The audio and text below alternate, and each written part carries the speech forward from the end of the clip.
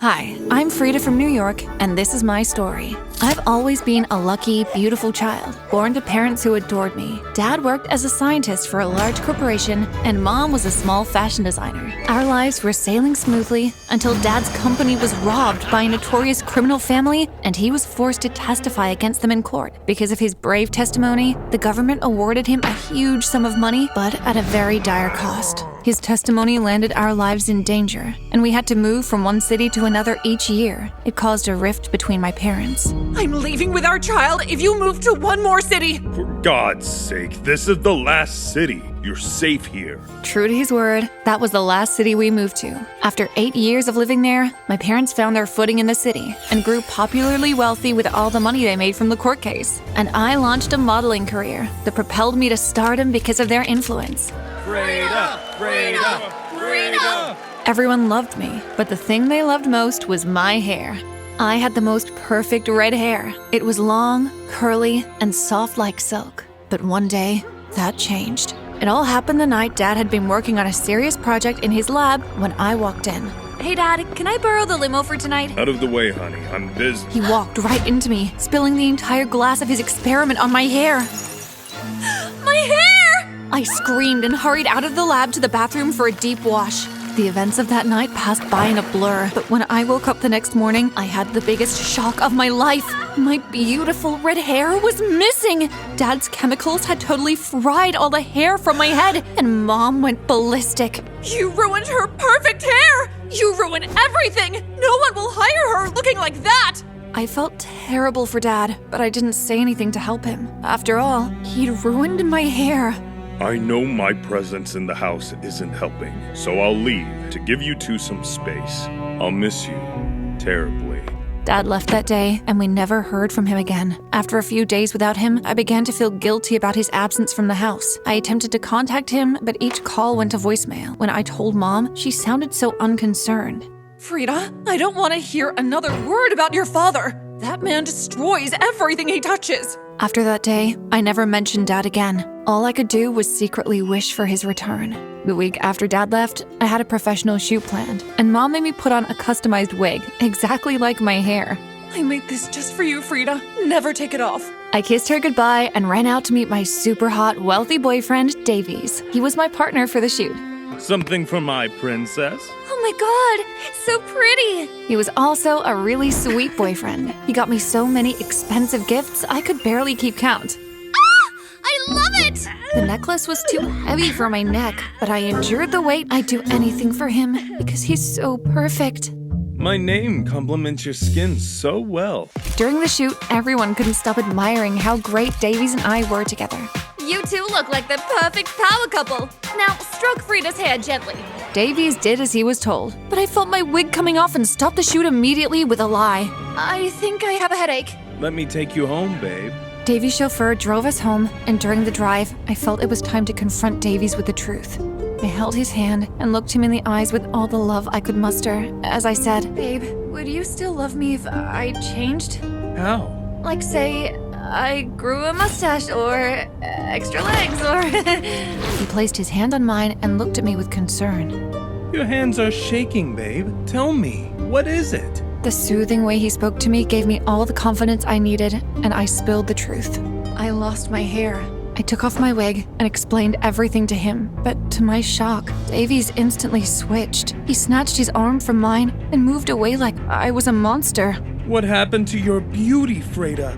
I couldn't believe he reacted this way, since I always believed that true love should always be kind. I think we should break up. I can't be seen with you looking like that. So you never loved me? Oh, come on, Frida. You know we're together because we're perfect for the media. And now what's the point? You're a jerk, Davies, and I never want to see you again. Here's your stupid, heavy, fake necklace.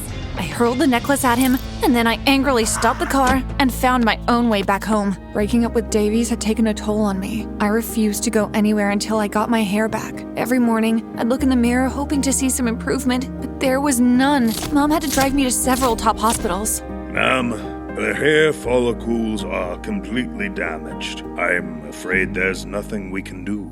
Over time, I had to learn to live without my hair. I became reliant on wigs, wearing them to every fashion event and show. Nobody could tell the difference. One day, after walking the runway for the New York Fashion Week, I received a call from a strange number. I excused myself to pick it up. Hey, babe. It was Davies! Don't even think about it. If you don't want your secret exposed. I'd rather eat rocks than be scared of you, Davies. Really? I wonder what everyone will say once they find out you've been lying to them about your hair. What do you want? Spill it! $500,000 delivered to me in cash. What do you need $500,000 for? It's none of your business, princess. I'll send the location to you, and I expect to see you in an hour. He hung up the call before I could say anything, and I headed back to the red carpet with a fake smile. When I finished with the paparazzi, I called my manager for the money. I went to the location with it. When I met Davies, I noticed he looked different. Where's the money? Tell me what you need it for. He looked around like we weren't the only ones there. It scared me. Quit joking around and give it to me. He snatched the briefcase from my grasp and hurried away. Not even a thank you. I drove away from the scene, angry at him for blackmailing me. But as time passed, I became so preoccupied with shoots and interviews that I completely forgot about him. Then school resumed, and I was swarmed by a horde of obsessed students on the first day. Oh my god, Frida! I want to be exactly like you. What do you use on your skin? Someone suddenly grabbed my arm, yanking me away from the crowd. It was a girl I'd never seen before. She wore enormous glasses. Pardon me, but I noticed you needed saving. I did. You're like an angel sent from heaven. Thank you. I'm Mindy, and I'm new here. What's your name? I'm Frida. Glad to make your acquaintance, Frida. You could just say friend, you know. I wouldn't want to profess intimate conversance with your person so early. I just knew she was a big nerd with all that word salad. I nodded along like I understood her. By the way, would you mind showing me around? Of course. As I showed Mindy around the school, we talked about a lot of things and instantly clicked. She became my best friend. One time, we were on our way to the gym when we bumped into Davies, the last person on earth I wanted to see. Well. If it isn't the princess and her new crony. Don't speak about my friend like that. Can't you leave me alone? Remember, I know your secret, Baldy. Only because I told you. Don't act like it's a groundbreaking discovery you made yourself, pea-brain. Speaking about pea brains, I have an assignment for you. If it's money to do whatever shady thing you're up to, You and I know you've taken more than that from me. What do you mean taken? I didn't ask you to spend money on me. This is different. I need you to do my school assignments. Before I knew it, he dropped a hefty sack of books into my arms. And as if that wasn't enough, he audaciously brought his face close to mine as he said, Also, my lips have missed yours. I'm sure yours have as well. I'd rather make out with a piece of wood than you. Why don't we check that out? Before I could react, Mindy's arm came from behind me and punched him in the face, throwing him back. She stood in front of me like my knight in shining armor. You dal cop! You have no right to kiss a lady against her will! Davy's face went red with embarrassment. He got up, about to attack her, when some students rushed out of the gym in front of us. I'll get you for that! As soon as Davies left, I turned to Mindy and hugged her. Thank you. What does dalcop mean anyway? Oh, it's just a silly old English word for a stupid person. You could have just called him an idiot. Sorry, seeing the buffoon mess with you made me really mad. I thought about telling Mindy my secret as well, but I decided to keep it to myself. I wasn't ready to lose another friend, and Mindy was a great friend. I took her to all my fashion events, and we raided my closet together whenever she visited the house. I like this! That's my mom's signature diamond gown. It's the only one in existence. Ooh, sounds expensive. I'll put it back. Well, you can have any other clothes you want. I gave Mindy a makeover, and when we showed up to school that morning, everyone was drooling all over us. The school year came to an end, and I received an email from a famous fashion brand asking me to model for them and inviting me to their show in France. $1 million every month? This is the request of a lifetime! I invited her on the trip, and together we began to plan for it. But one day, I got the most shocking news from the fashion brand canceling their offer. They claimed I had sent them an email offering my spot to a model named Elaine Holt, whom I had never met. Someone was obviously attempting to sabotage me. This has to be Davy's handiwork. He's the only one with access to my emails. I headed home and gave Mom the news, leaving out the part of Davy's blackmailing me, and she gave me a brilliant suggestion.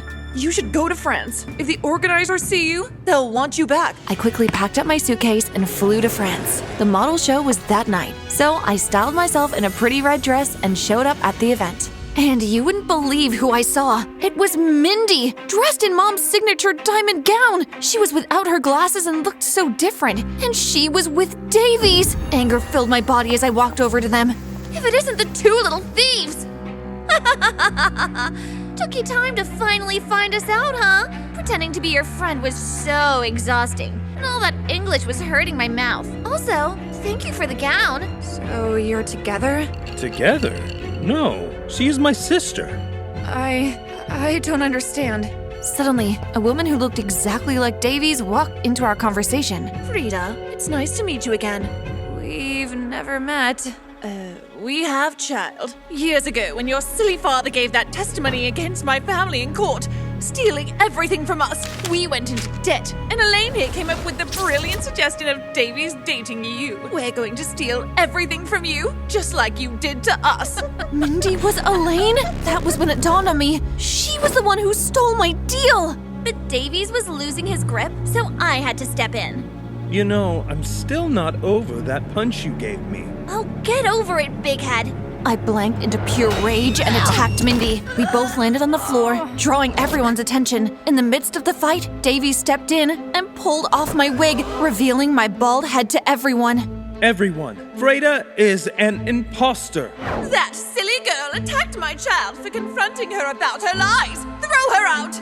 I was thrown out of the event, and I flew back home in disgrace. When I got home, I was surprised to find Dad. When he saw me, he opened his arms for a hug, and I ran into them with tears in my eyes.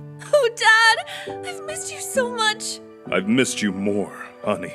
I was so overcome with emotions that I started spilling everything that happened. Those criminals finally found us.